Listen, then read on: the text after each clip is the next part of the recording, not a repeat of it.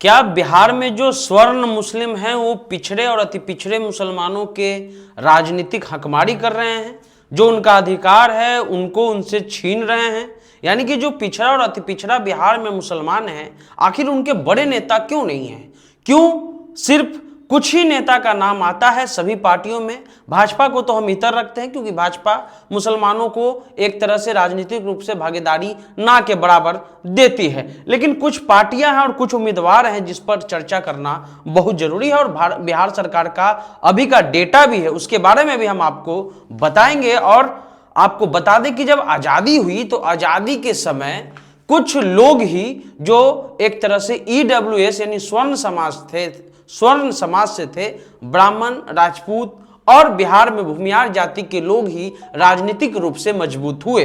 बाद में 1977 के बाद लालू प्रसाद यादव जैसे नेता निकल करके आए और उसके बाद आज देखिए कि लगभग 30-35 साल से बिहार में पिछड़ी जाति यानी हिंदू में जो पिछड़ी जातियां हैं उनके ही नुमाइंदे राज कर रहे हैं, चाहे वो लालू प्रसाद यादव हो, तेजस्वी यादव हो, नीतीश कुमार हो, सम्राट चौधरी हो। लेकिन ये कैसे हुआ, इसको भी आप बहुत तरीके से समझिए। हुआ ये कि कुछ लोग ही कुछ लोगों, अधिकतर लोगों का हकमारी कर रहे थे, यानी कि भूमिहार, राजपूत और ब्राह्मण पे आरोप लगा कि कांग्रेस जो बिहार में थी उनमें ज्यादातर वही लोग थे और वो अपने लोगों को बनवा दे रहे थे। बाद में धीरे धीरे दरोगा राय आए, दरोगा राय के बाद रामलखन सिंह यादव आए, लालू यादव आए, जगदेव बाबू आए, बीपी मंडल आए, ताकि इन नेताओं का एक तरह से उदय हुआ और अब पिछड़ों का पूरा यानी जो बिहार में पिछड़ी जातियां हैं उसका बोलबाला है। लेकिन मुसलमान में ऐसा क्यों नहीं हुआ? मुसलमान में आखिर हम कुछ नाम लेना चाहते हैं।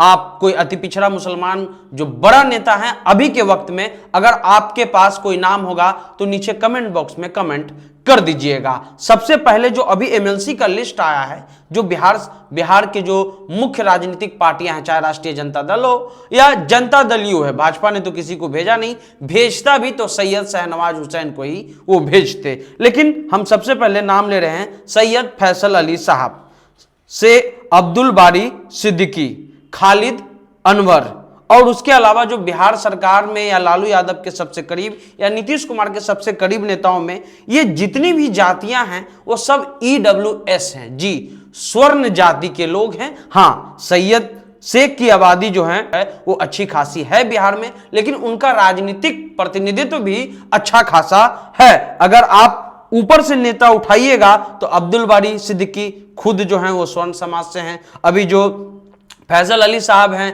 स्वर्ण समाज से हैं, खालिद अनवर साहब हैं स्वर्ण समाज से हैं, उसके अलावा राष्ट्रीय जनता दल के 1-2 नेता का और भी नाम ले लीजिएगा, स्वर्ण समाज के हैं। लेकिन जो इस बार बिहार सरकार ने रिपोर्ट जारी किया है और रिपोर्ट में बताया है कि लगभग जो है वो 17% से कुछ ज्यादा बिहार में मुसलमान हैं। लेकिन राजनीतिक प्रतिनिधित्व अगर आप देखिएगा तो आपने कभी सुना है क्या कि कोई चीक जो है वो बिहार सरकार में मंत्री बन रहा है, किसी चीक को MLC बनाया जा रहा है, या किसी और जो जाति जो धुनिया है, नट हैं, इनको कोई मंत्री बनाने जा रहा है या MLC का टिकट दिया है, लोकसभा का टिकट दिया, आपने सुना है क्या? चाहे वो भाट हो, मीरासैन हो, मदारी हो, मीर सीकर हो, चौधियार हो, रईन हो, ठकुरई हो, शेरशाबादी हो, इदरिसी दर्जी हो, ये सब का आपने नाम सुना है? ये बिहार में अति पिछड़ा मुसलमान हैं जी, इनकी आबादी लगभग 11% है। उसके अलावा बैकवर्ड मुसलमान में जरूर आपने जो है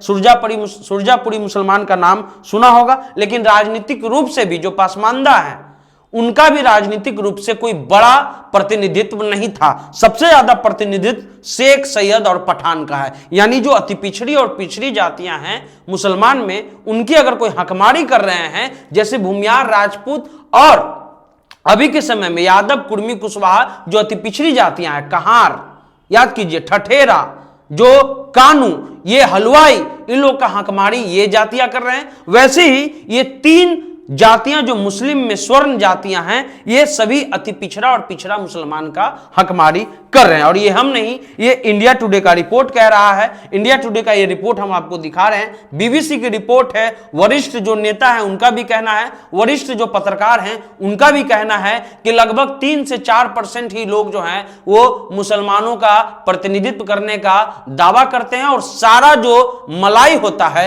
अपने जो है खा लेते हैं और खा के अघा जाते हैं। बाकी जो कमजोर जातियां हैं, चाहे वो पिछड़ों में मदरिया हो, नालबंद हो, अंसारी हो, सुरजापुरी हो, नट हो, जाट हो, धोबी हो, हलालखोर हो, इनका कोई नेता आपने सुना है आज तक? या सुना अभी होगा तो इक्के दुक्के जरूर। जनता दल यू ने कुछ नेता को बढ़ाया है, गुलाम गौस अभी एमएलसी हैं, जो अभी मदरसा बोर्ड के चेयरमैन हैं सलीम परवेज अंसारी, जरूर इन लोग को जेडीयू ने कुछ मौका दिया है। लेकिन राष्ट्रीय जनता दल का अगर आप देखिएगा ऊपर से नीचे तक तो पूरा वही लोग भरे पड़े हैं। और इस बार एमएलसी चुनाव में भी ये देखने को मिला कि अति पिछड़ा और पिछड़े मुसलमानों में किसी का एक नाम नहीं है। सिंगल 2 मुसलमान को दिया गया है, एक जेडीयू की तरफ से 3 मुसलमान, 3 में एक भी अति पिछड़ा नहीं, जिनकी आबादी लगभग 12-13% है, एक भी नहीं। लेकिन जिनकी आबादी अच्छी खासी नहीं है उनको पूरा मौका दिया जा रहा है, लेकिन जिनकी आबादी सबसे ज्यादा है उनको मौका नहीं दिया जा रहा है। यह बिहार सरकार का जो डेटा है उसके अनुसार हम आपको बता रहे हैं। ये 90 और 70 का दशक में भी ऐसे ही हुआ करता था। जरूर इसमें कई लोग टिप्पणी करेंगे कि देखिए हमारे यहां तो जाति व्यवस्था है नहीं। हम जाति की बात ही नहीं कर रहे हैं, हम कह रहे हैं कि संविधान में वर्ग बनाया गया है, ईडब्ल्यूएस, ओबीसी, ईबीसी, एससी और एसटी। लेकिन आप ईडब्ल्यूएस को तो सब कुछ दे रहे हैं, राजनीतिक पार्टियां बिहार की, चाहे वो कांग्रेस हो, चाहे राष्ट्रीय जनता दल, चाहे जेडीयू। लेकिन जो ईबीसी है, एक्सट्रीम बैकवर्ड क्लास लोग हैं, उनको फिलहाल अभी कुछ नहीं मिल रहा है। और जब तक उन पर बात नहीं होगी, जब तक यादव, कुर्मी, कुशवाहा पर बात नहीं हुआ, आंदोलन नहीं हुआ, तब तक लालू प्रसाद यादव जैसे नेता, नीतीश कुमार जैसे नेता निकल करके नहीं आए। जैसे ही बात शुरू हुई, देखिए आज बिहार में बैकवर्डों का राज है, लेकिन जो एक्सट्रीम बैकवर्ड कास्ट है मुसलमानों में, अगर उनकी बात नहीं होगी तो जो नट है, हलालखोर है, वो जिंदगी भर जो है वो वही काम करते रह जाएंगे जो वो खानदानी पेशा करते आ रहे हैं। इसलिए जो राजनीतिक पार्टियां हैं या जो वोटर हैं वो अपने मुद्दे को चुने और मुद्दे में कहे कि ठीक है हम मुसलमान हैं, लेकिन संविधान में जो वर्ग बनाया गया है उसके अनुकूल मेरा विकास क्यों नहीं हो रहा है, ये बड़ा सवाल है। फिलहाल अब द इंटरव्यू इंडिया आप देख रहे थे।